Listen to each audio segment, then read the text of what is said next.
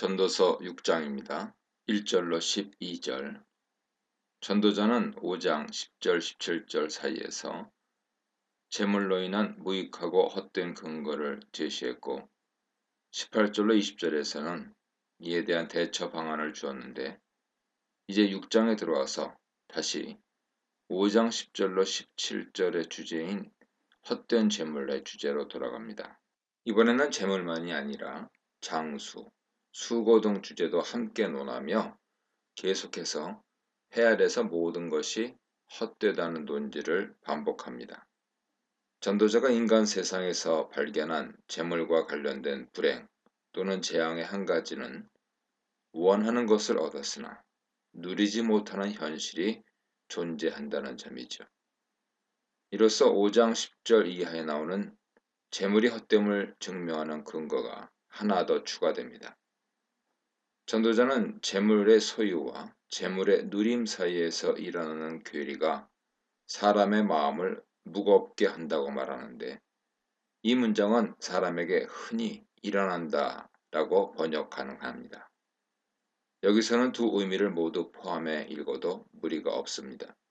사람들은 재물이나 종기를 자신의 노력과 힘으로 얻는다고 생각하지만 실제로 각 사람에게 부, 지위, 명예를 주시는 분은 하나님이시죠.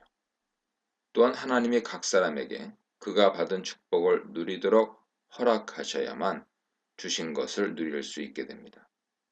이스라엘 백성에게 있어서 그들이 하나님께 원하는 것을 다 받았으나 타인이나 심지어 외국인이 그들의 것을 누리게 된다면 이는 헛되고 불행할 뿐 아니라 충격적인 일이 될 것입니다. 재물의 소유와 누림에서 생기는 괴리는 장수와 행복 사이에서도 발견됩니다. 전도자는 100명의 자녀를 낳고 장수하는 사람을 예로 듭니다. 성경의 다른 책에서 장수는 단순히 오랜 세월만을 의미하지 않고 형통함과 평안을 포함한 하나님의 축복의 예로 언급됩니다. 신명기 5장 33절, 11장 21절, 시편 89편 29절, 잠언 10장 27절 보세요.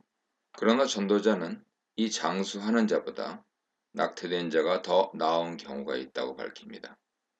어떻게 낙태되어 죽은 아이가 생명을 지속하는 자보다 나을 수 있겠습니까?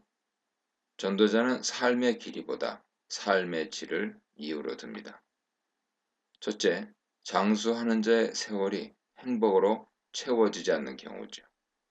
행복에 해당하는 히브리어 토바는 선, 평안, 성공, 호의 등 삶의 전반에 나타난 형통함을 의미합니다. 이와 반대인 불행과 근심과 고통이 삶을 메운다면 오래 산들 무슨 유익이 있겠는가라는 것이죠. 낙태된 아이는 태어나지도 못하고 헛되이 왔다가 햇빛도 못 본 채 어두운 죽음으로 갑니다. 그 대신 인생에서 일어나는 슬픔과 고통을 피할 수 있게 되죠. 이처럼 낙태아는 더 일찍 안식과 평안을 누리고 있으나 장수하는 자는 수천 년을 살지언정 고통과 근심에서 신음할 것이라는 거죠. 둘째, 오래 살았다 하더라도 매장되지 못하면 오래 산 유익이 없습니다. 성경에서 사람이 죽어서 제대로 매장되는 것은 하나님의 은혜로 간주되었으며 그렇지 않은 경우는 대부분 하나님의 심판이나 저주로 간주되었습니다. 예를 들면 이스라엘 왕 아합의 아들 요람이 예후의 화살에 맞아 죽었을 때 그의 시체는 밭에 버려졌고 다른 아들들 70명도 살해되어 제대로 매장되지 못했으나 같은 시기에 예후 신복들에게 죽임당한 유다왕 여호람의 아들 아하시아는 그의 조상들과 함께 묘실에 장사되었습니다. 이 같은 대조적인 매장 기록은 아합 왕조와 다윗 왕조에 대한 하나님의 심판과 은혜를 보여주는 한 예로 설명됩니다.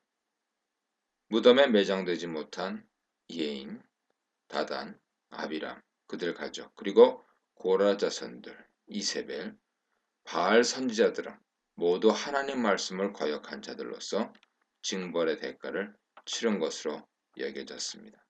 이와 같이 전도자는 장수와 행복을 논하며 생명과 죽음에 초점을 맞추고 있습니다. 특히 죽음이란 생명의 끝으로서 장수하는 자나 낙태된 자나 궁극적으로 도달하는 여정지라고 설명합니다. 유사하게 욥도 죽을 때까지 건강하고 평안하게 부를 누리는 자도 있으며 어떤 이는 고통과 슬픔으로 살다가 죽을 때도 행복을 맛볼 수 없으나 둘이 흙 속에 매장되고 그들의 몸이 썩는 것은 매 한 가지라고 말했습니다. 욥기 21장 23절 이하 보세요. 이처럼 전도서나 욥기나 구약의 다른 책에서는 신약에서처럼 죽음 이후에 가는 장소로서 천국과 지옥을 언급하지 않습니다. 구약에서도 죽음을 경험하지 않고 하늘에 올라갔거나 죽은 자가 다시 살아나거나 마른 뼈에 살과 생기가 붙어 생명이 되거나 종말에 죽은 자들이 부활할 것이라는 예언이 예외적으로 나오는 것이죠. 그렇지만 대부분은 사람이 죽으면 모두 수월로 가며 조상에게로 돌아간다고 표현합니다. 그러므로 전도자에게 있어서 삶의 형통을 논할 수 있는 범위는 살아있는 동안과 죽음과 매장까지입니다. 이제 전도자는 사람 수고에도 불구하고 만족하지 못함에서 오는 헛됨을 설명합니다. 사람은 자신을 위해 뭐든 노력하고 수고하면서 거기서 만족을 찾고자 합니다. 그러나 사람의 갈망과 욕망은 끝이 없어 눈이나 귀나 어떤 것에도 만족스러움이 좀처럼 채워지지 않습니다. 이와 같은 본능과 본성은 지혜자라고 해서 우매자보다 더 나은 형편으로 바뀌지 않습니다. 재물이 많으나 세상살이를 모르는 자에게는 가난하나 세상을 어떻게 살아야 할지 아는 자에게도 마찬가지죠. 그러므로 전도자는 눈으로 보는 것이 마음으로 공상하는 것 또는 욕망을 뒤쫓는 것보다 낫다고 말합니다. 현재 자신의 눈앞에 있는 하나님이 허락하신 것에서 즐거움을 얻는 것이 마음의 욕심을 따라 얻을 수 없고 채울 수 없는 것을 뒤쫓는 것보다 낫다는 의미죠. 그러나 실상은 현실 수고와 그 결과에서 만족함을 찾는 것조차도 헛되고 바람을 잡는 것처럼 공허할 수 있습니다. 그렇다 하더라도 전도자는 전도서 구석구석에서 수고를 통해 만족과 기쁨을 누리는 지혜의 길을 택하라고 암시적으로 말하고 있습니다. 12절에서 전도자는 1장 9절로 10절에서 언급했던 주제인 해 아래서 새 것이 없다로 돌아가 확실한 것과 불확실한 것 사이에 드러나는 헛됨에 대해 진술합니다. 전도자는 세상에 존재하는 모든 것에는 이름이 있고 사람은 어떤 존재인지 이미 알려졌다고 말하고 있습니다. 이는 창조 때부터 사람을 비롯한 모든 창조물이 하나님 앞에서 확실하게 드러났음을 뜻하죠. 그러므로 피조물인 인간은 전능하신 창조주 하나님과 논쟁할 처지가 못 됩니다. 인간의 이러한 위치는 욥의 경우에서 잘 나타나죠. 욥은 하나님과 만나 자기에게 닥친 고난의 이유가 뭔지 재판을 벌여 논쟁을 통해 답을 얻기를 원했죠. 그러나 마침내 하나님을 만난 후 욥은 자신이 하나님과 논쟁할 수 있는 존재가 아님을 깨닫게 되었고 그때부터는 하나님이 하시는 일에 대한 불확실함 속에서도 그분의 지혜와 보호를 확신하면서 겸손히 하나님을 신뢰하게 되었습니다. 세상에서 헛된 것은 계속 늘어가고 있는데 사람에게 어떤 유익이 있는지요. 모두 헛되고 바람 잡는 것과 같을 것입니다.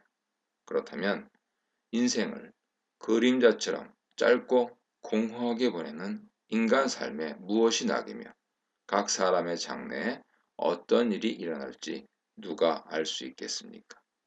창조 때부터 모든 것을 아시던 하나님만이 여전히 현재나 장래의 일도 알고 주관하실 것입니다. 헛된 인생에서 우리가 의지할 대상은 오직 하나님뿐이신 거죠. 이 문단에서는 참다운 부의 조건, 채울 수 없는 욕구, 극복할 수 없는 인간의 한계에 대해 묵상해 보시기 바랍니다.